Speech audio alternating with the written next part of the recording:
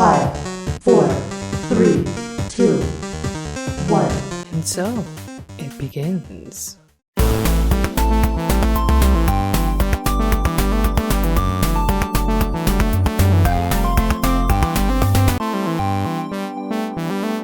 Hi guys, and welcome along. So what I'm going to do in this episode is I'm going to look at some Coleco ADAM boards. Now I've got a couple of spare boards here, and this is the Coleco Vision board. So this is a daughter board that goes on top of the ADAM board, which controls everything else. These are two slightly different revision boards. As you can see, one's got the old style gold top RAM in it, and the other one has got the more modern versions of RAM in it. I have a complete Coleco ADAM as well. It was sort of working when I got it, and then it lost video and wouldn't bring up anything on the screen. What I'm going to look at doing, now I don't know what's the go with these. I got them as spares for the chips, because the processors that they run are very hard to get a hold of. So what I thought was I'd get a couple of spares, so that's what I've got. What I'm looking to do is I want to put one of the Tang Nanos into the Coleco Vision to give me the HDMI out. So this spare board here, I sort of thought I'm not using the RF on it anyway, as it's missing the lid anyway. I'm not too worried about that. What I am going to do, this is the video out on it for RGB, and that's the mono out. I'm going to do the mods that need to be done to the board for the audio side of it. Then I'm going to remove the processor, put a socket in, and putting in a Tang Nano in here, just to give me a better output. What I will do with that is then, when I get it running, is to check the audio output, because as I found on the Yamaha MSX, the audio was very noisy on it, so that's why I didn't bother putting it through the HDMI and just left it going through the mono audio out on the machine, or it can come off the SIMP card that plugs into the bottom. So that's what I'm going to do with this. Check everything else over, replace any broken pieces that may be on here, caps and that sort of thing. Wiring, check all the wiring, check all the plugs, the switches and that sort of thing. So that's what I'm going to go through. Once I've finished doing all that, then what I'm going to do is then I'll get out the ADAM, and I'll try replacing this Coleco Vision board on my ADAM to see if it gives me the screen back. If it does, we're all good and well. If it doesn't, then there's something on the ADAM board that's got an issue. So it'll be something we need to look into. But that's what I'm going to do, and then from there we can go down the track. I've actually got FPGA unit to replace one of the high-speed drives that are in it, so that we can have a digital version of that as well. But I'll get more into that as we go further down the track. You might say that this isn't Spectra-video, but Coleco Vision and Spectra-video had very close ties in the early days, and it was quite interchangeable between the games. So in a way I feel that the Spectra-video and the Coleco Vision are cousins, and so that's why I like to work with that. Not only that, it is a dedicated games machine, and it had really, really good games on it. So that's why I would like to get this up and running. That's what we're going to do. I will move these away. I'm going to start on this board first, the Coleco board, and I'm going to go through and remove the processor off here first, and then I'll check the rest of the board to see what needs to be done, and we'll go from there. I'll clean all this off and we'll get in. Hi guys, and welcome to this episode. What I'm doing, I'm just touching on a few little quick things here. This is all the stuff from those boards when I was salvaging some parts from. I do have two lots of this one that I've split them up for a couple of guys. But there's all sorts of things, as you can see, nuts and bolts and sleeves, more bolts there, and the components, I've put them all into those little containers that go inside the bigger box. Just thought I'd show you guys a quick show of that and all the bits and pieces that came out of the boards. The other thing I wanted to show you, just give me a second. Okay, so the other thing I wanted to show you is, remember I was telling you a few videos back about Temu, which is a bit like Wish and AliExpress. Well, a lot of people sort of are probably thinking along the lines of, yeah, you know, but I did get some cool stuff from them. Well, I've had a second lot this time. What I got in here, I selected a few things I wanted. So in this lot of 3 free gifts I got was a set of 3 step drills. Now these are for drilling holes of different sizes. They step down as you go through. So there's 3 different size drill bits there. The other thing I got was this, and this is a square, but with this it mounts onto the side. There's a groove in the back. This slides into that, and there are 2 screws in here that do up on it, and it gives you right angles. So made out of aluminium. Another cool piece of kit to play with, and it will help getting things square at times. And the last one was, I thought this would be a handy little thing to get, and it is a bench magnifier helping hands with built-in LED.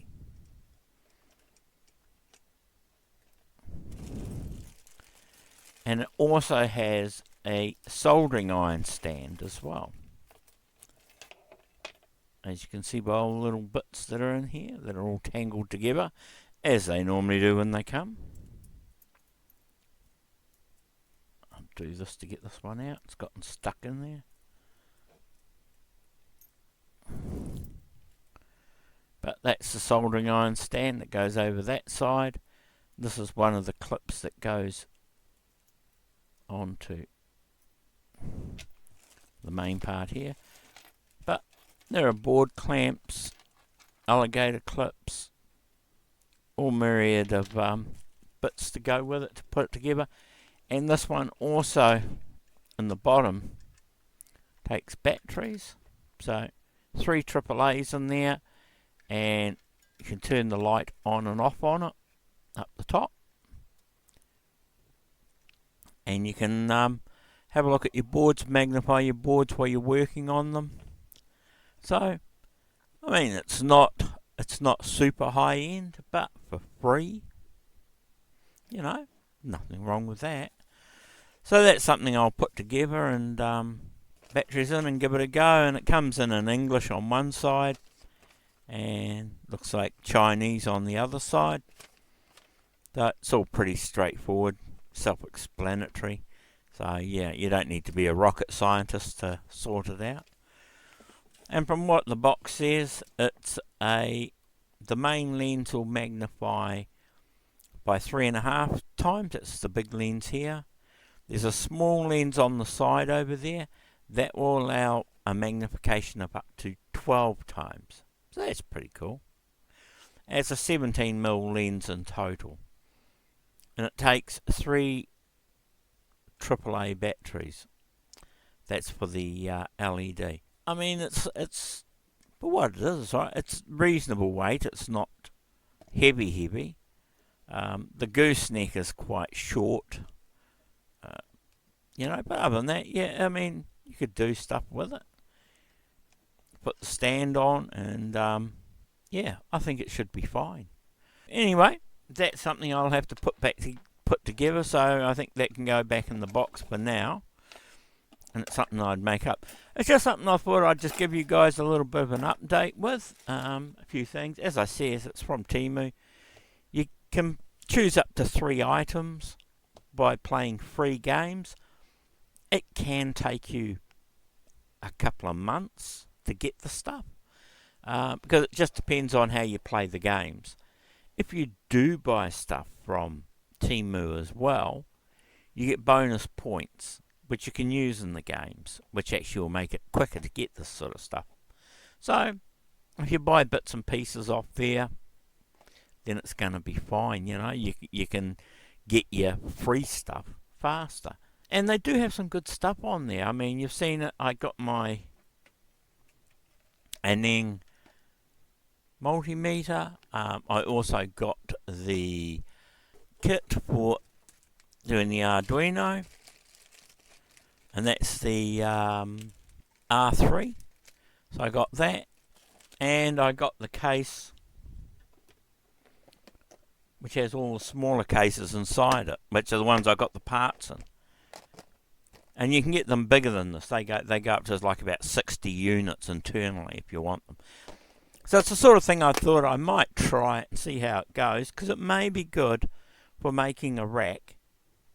Transistors, caps, diodes, ICs, go into those little cases, and half a dozen or so will fit in there of the standard size ones, the 7.4 series and the CD series, etc. They will fit in there on the shelf, and you have a list, and on the case you can put a label on it with what's in it. That's worth something I'm looking at, and they're cheap. You know, they're not that dear on there either. Have a look and see what you think.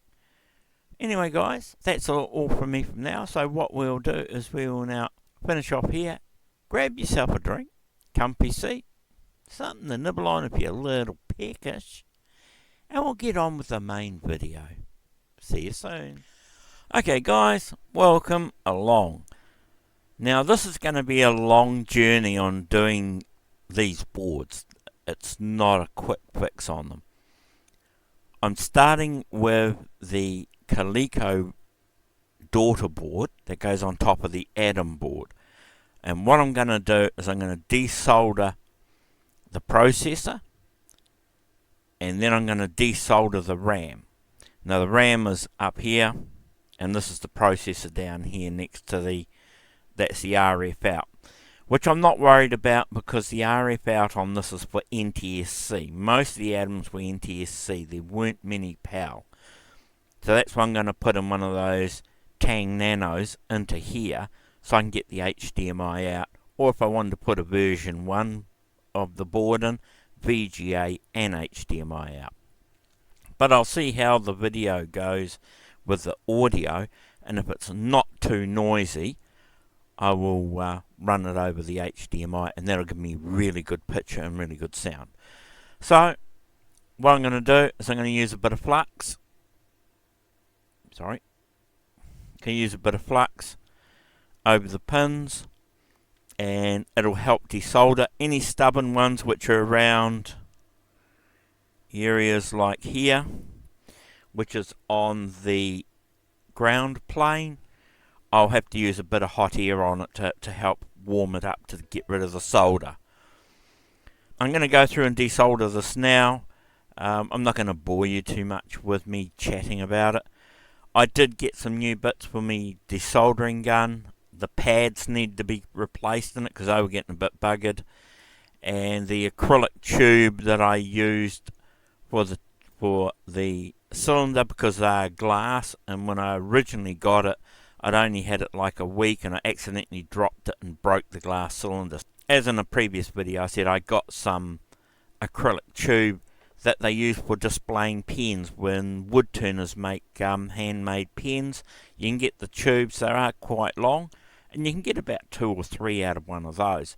I've got some somewhere, I can't remember where it was, but I had a little bit of spare cash, and I decided I'll get one of those. I'll get some new filters, and I'll get a spare element, because if it ever goes out, I'm buggered and I can't do anything. The only thing I forgot to get was some more tips. I have the other tips floating around, but I use the 1mm more than anything else. And I think the others I got are a 1.2 and a 1.5. I'm not sure where they are. I will have to have a hunt for them. I've only just now ordered a set of 3 1mm tips. So I've got those coming, and they should be here in a couple of weeks. So for now I can limp along with this tip. If it gives me too much grief, I will stop this until the new tips get here, and then we will carry on when the new tips get here. It might be a little bit broken up from when I start now to when we carry on. Just be prepared for that, guys, okay? So I've got it set up on the bench here. This is my little helping hand, my test tube holder helping hand from the school, which is good because it's a weighted base. There's a lot of weight in that, and you can move it around and move these arms around, because you can undo this one and it moves left and right, up and down to the height you want. Then you can undo the one at the back, over the back there, and that'll allow you to rotate the board left and right, and you can move it in and out as well. So you can set it up to how you want it. And I just put some self-adhesive Weber draft foam on the jaws here, so it doesn't mark or break any components on the board. And you screw that down just so it holds it firm. It doesn't need to be biting into the board. Got that. You can hear I've got my desolderer going in the background. What I'm going to do is I will put some music on for you guys, and I will go through and desolder this. You may see me have a little bit of issue of getting this off the board. If I do, I will use my pick and the hot air, and what I will do is I will put the pick under it, and sorry, that's soldering on. So what I will do is I'll put the pick underneath the board on the chip, and I will use the hot air to actually heat up the back of the pads on this side, so I can then pop it through. So there may be just a little bit of solder that's still holding them down. Alright, and that's what I say, if you're gonna do this sort of work on any major sort of stuff, a desoldering pump, and the one I got is the Pros Kit SS331. They're not expensive. And my hot air, which is the Hands Kit 909D Plus 4-in-1. And you saw that on my tools section. It may not have been too good, because after I reviewed it and saw it all, I noticed it was on the small camera, which wasn't a very big picture up in the corner there. They are both available from AliExpress and Wish and Temu and places like that. You can find them on there for very good prices. So, and I've had a good run. I've had both of these now for about 3-4 years.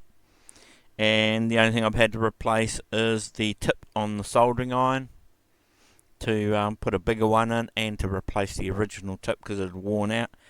And I've only now, as I said, other than breaking the tube on the desoldering gun, I've never had to replace anything on it. And the only thing I've done now is just some preventative maintenance on it, which is buying some new pads, which I've put in today. Put the new barrel on it. The acrylic one worked fine. The only problem is over time with the heat they do deform and that, but for the price of it, it was cheaper than buying the glass one, and you get 3 of them.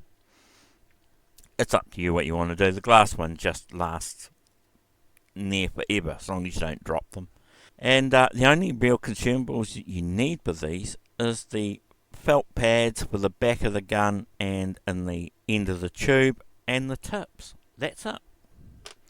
So anyway, guys, I will put something on for you to listen to, and I will carry on with desoldering these chips. So I'll do these ones, and then I'll just, once I get that out, I'll just turn around and carry on with the others, just so I'm not stopping and starting, because there's nothing really to tell you in between it. Alright, I'll just set myself up and we'll be off.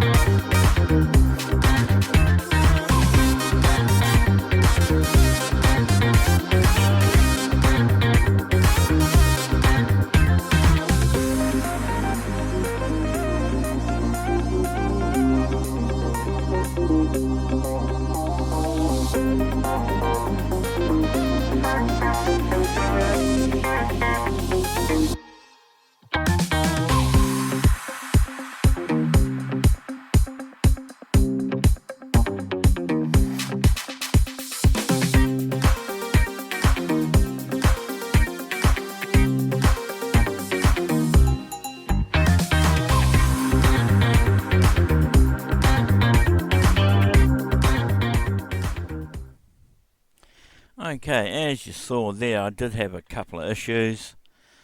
One, I'm glad I took these out because there was that one, as you can see, that one, the back 3 legs just fell off it. So that would have been an issue that I would have been trying to find had I left these on the board. So yeah, I'm glad I took them out. Not only that, I mean the 4116 chips are known to go faulty. The other thing I did notice with this board when I first checked it out is this crystal's broken. So I have to have a hunt. I've got some crystals. I have to hunt to see if I've got that crystal. So now I've got these out, I'm just going to clean the board up. The holes are all good. So I'm just going to go through and clean all the flux off here. I'll get a socket for this and a socket for these. Put the sockets in. I'll give all this a clean up as well, and the board a bit of a clean up as well. And then I'll just go through and check to make sure there's nothing. Because as you saw when I was taking the chips out, a lot of the pins were bent over, so I had to put fresh solder on to soften it up, then to heat it up, and then bend the pins up. It's had a bit of knocking around before I got it, so that's what I wanted to do. So I need to go through and just check to make sure that none of the capacitors' legs are shorting and so forth. And then I think we'll go through putting the mod in down the end here for the audio, which gives you better sound when you put in a Super Games module. Without it, the volume is very, very low. So with this mod, it actually increases the volume, which is, and it's just a simple mod. We'll do that as well. So what I want to do now is I want to go through it, and I'll give this a decent cleanup, and then we will carry on with doing the sockets. As I said, this one here, I want to put the HDMI out on it. Now, I mean, this was the RGB that they had for the video out on it, and that had the out and the audio on it separate. It's a bit like RCA, more or less, but then that was a standard RCA out, and then this had the RF out on it. But as I've said, this is a NTSC machine, so I'm not worried about the RF unit. If you went for the video and audio out on here, with the 28 in it, with the 9928, you would have gotten black and white on a PAL system because the colour signal's not right. The Tang Nano takes care of that for me, so I don't have to worry about converting it. So I may actually remove this RGB out and set the Tang Nano up to go through that hole there. So I mean, I may just desolder this off, and I'll just run the HDMI off the Tang Nano and out that port. So I'll just make up another bracket. I mean, that's a good thing where all this spare aluminium I got off those old relay ports is good for. This one's probably a little bit thick. The other stuff was a lot thinner, so I mean, there's plenty of that I can bend up and make a new bracket for this. Alright, so I will get on with this and take it out of the clamp first, give it a good clean, sort out some sockets, and then we'll put the sockets in. Oh, and the other thing is too, you saw the lump of solder that came out of the solder sucker. I mean, this is what comes out of the holes and everything on the board. And as you saw there, I did have a little bit of issue with some of the holes. A lot of the issue with desoldering them was around these heavy planes, which were either earth or 5-volt, 12-volt rails. So that's why I needed to actually reheat some of them again. And as you saw me with the pick there, getting underneath and levering them out, some of them, the solders of the old solder had run through onto this top side of the board here, as you can see, and that was holding the legs in, and that's why I had to heat it and then get this under and pry them up, just so it broke the seal. And then, as you saw with the other ones, they popped out very easily. We will get onto it and carry on from here.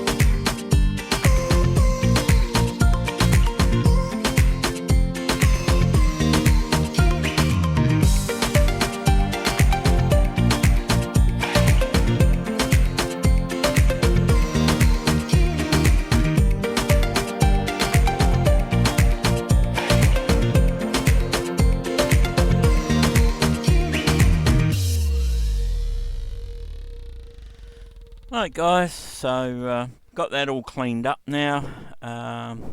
These are my 40 pin tuned round sockets for the VDP to go into, and these are me 16 pin socket, standard sockets for the RAM.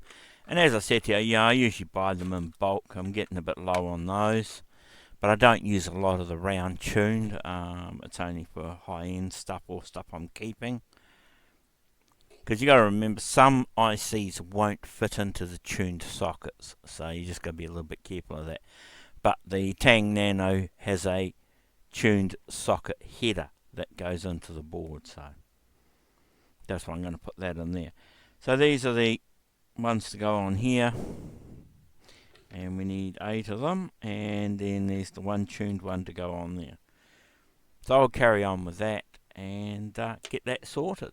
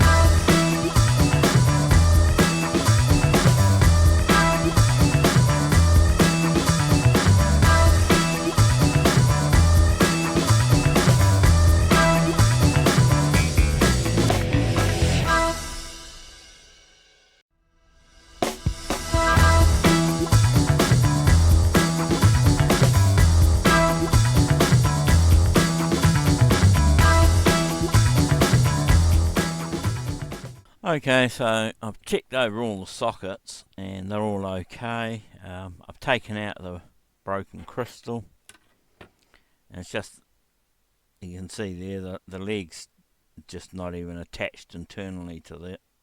It's had a bit of a belt. It's a 7.15905. So I'll have a hunt through and see what I've got in those. I'm pretty sure I've got something kicking around. But those are all good. If you're a bit worried about putting your sockets in, get your multimeter and check pin on one side to the pin on the other side to make sure you've got a connection all the way through. You can also find where they go to on the board and actually check it there as well. They do run across the end of the edge finger here, so you can probably go from underneath the board to the connector on the edge finger. You just have to have a look up in the manual to find out which one it is. That's all done for now. I'll have to have a hunt for those. That'll probably leave this one here for now. It's getting a little bit long. So what I will do is I will hunt out the RAM. Now I'm not going to use replacement RAM. I'm not going to use 4116s. I'm going to use the 6446s. So you can adapt them to run as a 16-bit rather than a 64-bit. They're identically pin in, pin out. You just have to make a mod with one of the pins. That's all you got to do, and then they work as a 16 meg. The other nice thing is they're more reliable than the 16s are. I have some brand new ones of those. I'll get those out. So we will do the RAM next. I've got to assemble the Tang Nano to go into here, and then work out what I want to do with this. So I might do that first. I might sort that out and see what I want to do with that side of it, and then we'll come back with the next part of the series on doing the RAM, fitting the RAM, the TN-VDP, and then we will get on to that and do that. So I will catch you shortly.